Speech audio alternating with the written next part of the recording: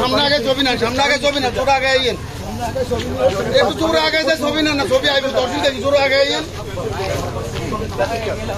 জোর আগে যে ছবি না, জোর আগে একটু জোরে হাঁটেন, ছবি তোলা একটু জোরে হাঁটেন, একটু জোরে হাঁটেন।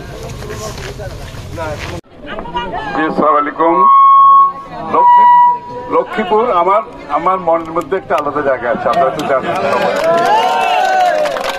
সুতরাং আমাকে যখন এই অঞ্চলে এই ত্রাণ বিতরণের দায়িত্ব দেওয়া হয়েছে, আমি খুব সাদরে গ্রহণ করেছি, কারণ এখানে আমি খুব স্বাচ্ছন্দ্য বোধ করি আপনাদের সকলের সাথে।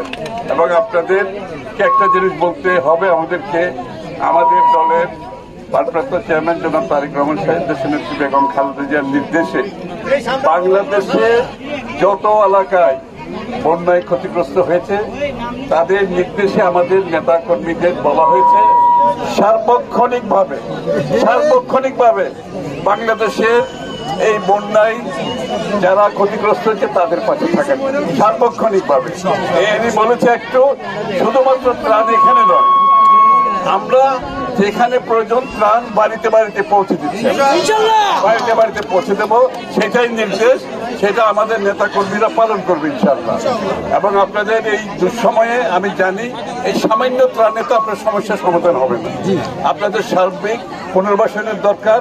সেটা বিএনপি এখন আমরা ক্ষমতায় না থাকলেও আমাদের পক্ষ থেকে আমরা চেষ্টা করব, কিন্তু আগামী দিনে ইনশাআল্লাহ যখন এই সময় আসে আপনাদেরকে পরিপূর্ণভাবে আমাদের পক্ষ থেকে সহযোগিতা।